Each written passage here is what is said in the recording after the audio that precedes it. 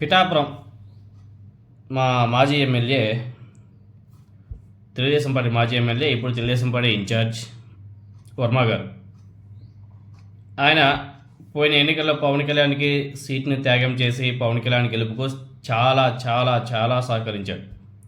అసలు ఆయన కానీ ఇండిపెండెంట్గా నిలబడి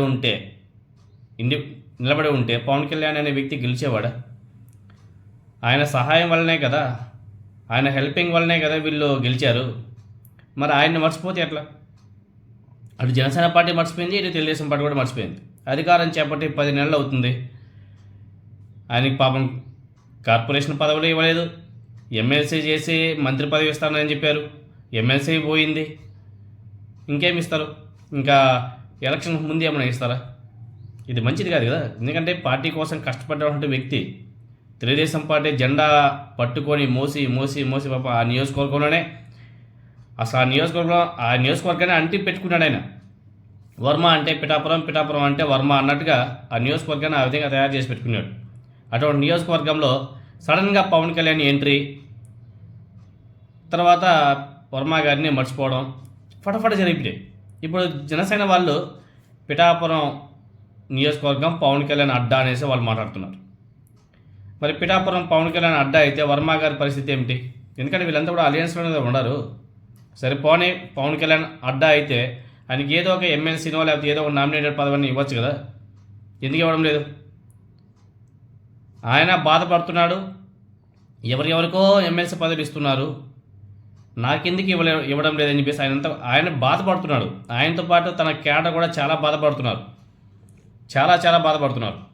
ఇంత బాధలో వాళ్ళు ఉంటే, ఎందుకంటే వాళ్ళ నాయకుడికి సరైన అవకాశం ఇవ్వకపోవడం, సరైన పదవులు ఇవ్వకపోవడం వల్ల కేడర్లో కూడా ఒక అసంతృప్తి అనేది ఉంటుంది. పార్టీ అంటే ఏంటండి? పార్టీ అంటే ఏంటి? కేడరే కదా. కేడర్ ఉంటేనే పార్టీ, కార్యకర్తలు ఉంటేనే పార్టీ.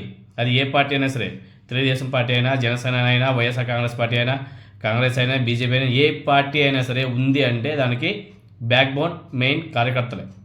కార్యకర్తల మనోభావాలని, కార్యకర్తల యొక్క ఆలోచన విధంగా ముందుకు వెళ్ళామనుకో పటిష్టంగా ఉంటుంది. కార్యకర్తనే పట్టించుకోలేదనుకో ఆ పార్టీ ఎలా ఉంటుందో పోయిన ఎలక్షన్లో వైఎస్ఆర్ కాంగ్రెస్ పార్టీని చూసాం కదా. కార్యకర్తను కంప్లీట్గా వదిలేశారు, కేడర్ని కంప్లీట్గా వదిలేశారు జగన్మోహన్ రెడ్డి గారు. ఆయన ప్రతిసారి ప్రజలు అన్నారు. ప్రజలే గట్టిగా బుద్ధి చెప్పారు, కార్యకర్తను మర్చిపోయాడు. ఇప్పుడు అదే కార్యకర్తలనే నేను జాగ్రత్తగా చూసుకుంటా అని చెప్పేసి ఇప్పుడు కొంచెం జగన్మోహన్ రెడ్డి గారు తేరుకొని ఇప్పుడు మాట్లాడుతున్నాడు. చాలా గొప్ప విషయం. ఎందుకంటే ఏ పార్టీకైనా సరే కార్యకర్తలు అనేవాళ్ళు చాలా ఇంపార్టెంట్. ఇప్పుడు ఆ కార్యకర్తల యొక్క మనోభావాల్ని వర్మ గారు అర్థం చేసుకున్నారు కాబట్టి, వర్మ గారి బాధను ఆయన కేడర్ అర్థం చేసుకున్నారు కాబట్టి వర్మ గారికి ఎమ్మెల్సీ సీట్ ఇవ్వకపోవడం వల్ల పిఠాపురంలో తెలుగుదేశం పార్టీ కార్యకర్తలంతా కూడా ఒక విధంగా నిరసన కూడా దిగుతున్నారు. దాన్ని కూడా వక్రీకరించి మన టాల్కం పౌడర్ వంశీ గారు ఆయన మీడియాలో కూర్చొని ఏదేదో మాట్లాడుతున్నాడు, సైకోలు అంటున్నాడు. మరి అంత అధ్వానమా?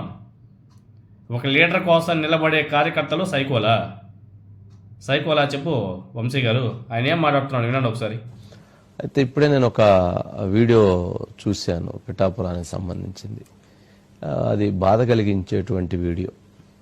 ఎవరైతే వర్మకి చెందినటువంటి ఎవరో కొద్దిమంది వర్మ అభిమానులుగా చెప్పబడుతున్నటువంటి కొంత సైకోన్మాదులు వాళ్ళేదో అక్కడ 2 జెండాలు తగలబెట్టి ఏదో అక్కడ ఇష్టానుసారంగా మాట్లాడేటువంటి ప్రయత్నం చేస్తున్నారు.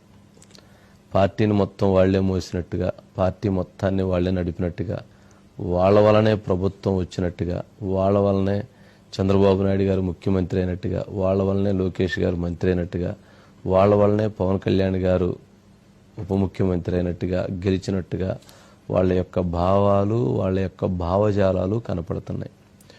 నోరు అదుపులో పెట్టుకోవాల్సినటువంటి అవసరం ఉంటుంది. నోరు అదుపులో లేకపోతే తొక్కు తీసి నరం తీస్తారు. మంచి అనేటువంటిది 1కి 100 సార్లు ఆలోచిస్తారు. మంచి పరిధి తప్పి దాటి ఏముందలే అని చెప్పని గనక విశృంఖలత్వమైనటువంటి వ్యవహారంతో వెళితే మాత్రం దానిని ఎవ్వరూ కూడా ఉపేక్షించరు. కొంచెం తాగి ఇష్టానుసారంగా మాట్లాడటం మంచిది కాదు. వర్మ గారికి సపోర్ట్ చేసే కార్యకర్తలు తాగి ఇష్టానుసారం మాట్లాడుతున్నారంట. వాళ్ళని ఈ వంశీ గారు తొక్క తీసి నార తీసేస్తాడంట. కార్యకర్తలు అంటే మరీ అంత అలుసా? కార్యకర్తలు అంటే మరి అంత అలుసా?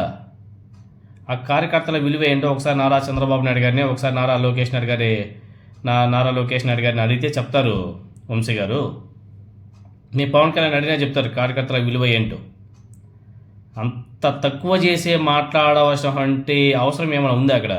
వాళ్ళ నాయకుడి కోసం వారు నిలబడడం తప్ప, వాళ్ళ నాయకుడి కోసం ఆయన కార్యకర్తలు నిలబడడం తప్ప, మాట్లాడడం తప్ప, ప్రశ్నించడం తప్ప, క్వశ్చన్ చేయడం తప్ప. అదేంది అది? భలే మాట్లాడుతున్నాడే వంశీ గారు, భలే మాట్లాడుతున్నాడే. అంటే తప్పుల్ని ఎవరైనా సరే ప్రశ్నిస్తే అది తప్పు అంట, సైకోయిజం అంట, సైకోలంట, తొక్కి నారదీస్తాడంట. ఇదేం సైకోయిజం? నారా చంద్రబాబు నాయుడు గారిని అడగాల్సింది వర్మ గారి విలువ ఏంటో. మరి ఆనాడు వర్మ గారిని పక్కకి తీసుకెళ్ళి నారా చంద్రబాబు నాయుడు గారు గుసగుసలాడాడు కదా. అవసరం ఏముంది?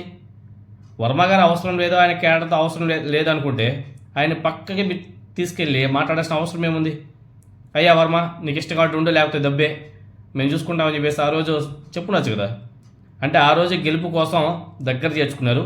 ఇప్పుడు గెలిచిన తర్వాత బక్కని దాన్ని పక్కన పెట్టారా? ఏమయ్యా వంశీ గారు, ఏం మాట్లాడుతున్నారయ్యా? ఏ పార్టీకి అయినా సరే కార్యకర్తలు అనేది ఇంపార్టెంట్. నోటుకు వచ్చేట్టు బాగేవనుకో మీకు అదే కార్యకర్తలు సమాధి